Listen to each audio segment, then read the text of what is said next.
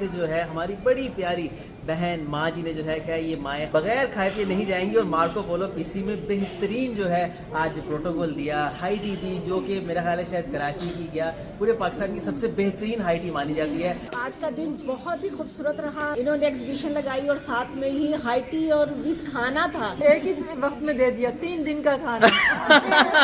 खाली तो नहीं रखना चाहिए, चाय तो पिलाना चाहिए ना, तो इसलिए मैं यहाँ पर ले आई। अरे आपने 3 दिन का खाना खिला दिया। सिर्फ चाय की बात कर रही हैं। चाय के थोड़ा सा चाय तो साइड में रह गई। मैंने देखा आप रो भी रहे थे अंदर जो है खुशी से कि माँ को ये प्रोटोकॉल मिलना अल्लाह का चाहिए। शुक्र अदा कर रही थी। अगर किसी का कोई नहीं है ना, होते हुए भी कोई नहीं है, तो तू तो है ना। तो अल्लाह पाक इन बंदों को ढेरों अजर दे के चुनता है। आमीन। और इन्होंने तो खाना किया, बहुत सारी चीजें थी, जबरदस्त है, बहुत ही जबरदस्त। अल्लाह इनको जो है ढेरों अजर देगा इसके बदले में कि इन्होंने हम लोगों को इतना ज्यादा प्रोटोकॉल दिया। तो जी यहाँ पे जो है